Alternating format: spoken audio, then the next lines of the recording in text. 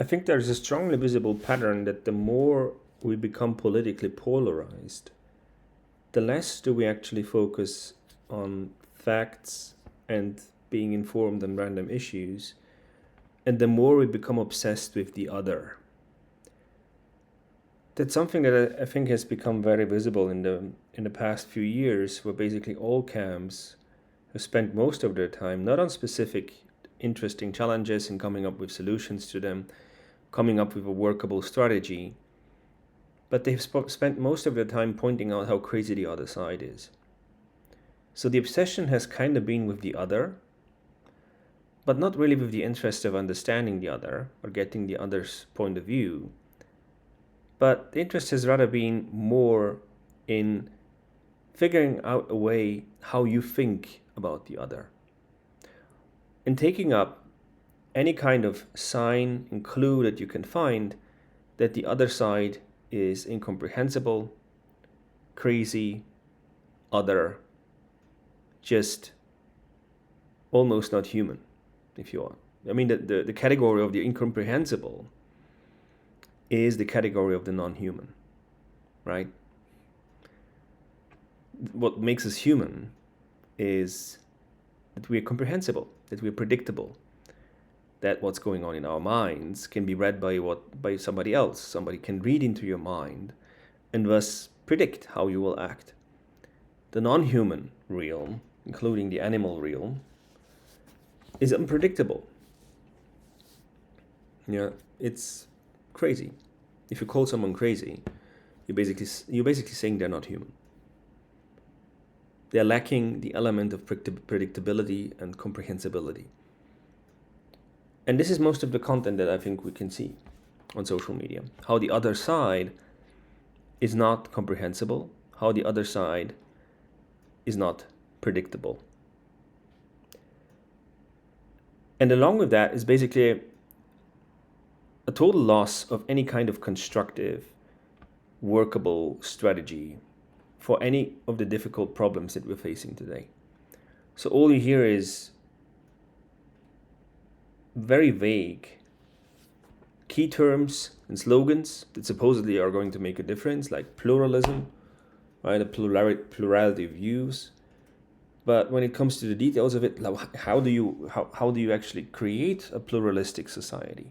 How do you create a society in which people are willing to let go of their own traditions and come together by sharing parts of their traditions with others while taking in input from other traditions, and at the same time rejecting aspects of their own traditions? How will you get everybody to agree to this process of rejecting their own tradition? Because this is the presumption to anything like a pluralist society, right? You can't have a pluralist society in which people just embrace the totality of their culture. The result of that is usually a parallelism, a parallel existence of different cultures that coexist physically, but never actually touch and never really talk to each other. They talk about superficialities with each other, but they never really mingle. They never really exchange on really important issues, so they coexist without really understanding each other and taking notice of each other until it gets difficult when we come to difficult topics and we face difficult topics, like decisions of who to have solidarity with in war situations, for example. These are difficult questions, and these difficult questions require some kind of preparation, experimentation, and actually serious research to figure out how to actually solve them. And I don't think we come up with really workable solutions in those directions at all. All we do is basically focus on our shared impressions of how stupid and crazy the others are. We're basically on the level of gossip and of sometimes even spreading lies about the other side, just to be able to perform our collective identity and once again make sure on which side of things we are on, to once again make sure that we've chosen the right side and the right flag to identify with. And that's the result. That this is the thing that you get when you tribalize. Truth is lost in the way, complexity is lost in the way. All you get is slogans and vilifications, and nothing that's really workable in the present day world. And to some, this looks actually even ugly. It's just something that, just by looking at it and letting it have an impression on you, you feel like it's something that's lacking an aesthetic dimension. It's lacking in differentiation, in elegance, in grace. All of those are just absent in it. It's predictable, and it's, at the end of the day, also boring.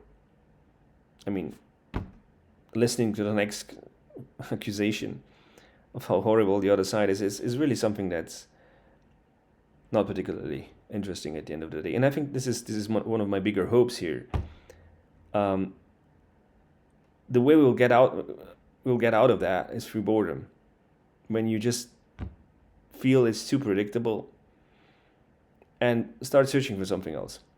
Start searching for signals that are more interesting and more elegant, more comprehensive and more inclusive, and make you figure out more things, than to fall back into the predictable grooves of how the other side is actually incomprehensible and crazy, which is the usual reference, right? This is the usual point that all people seem to agree on, that the other side is just crazy and unpredictable, and in other words, not human.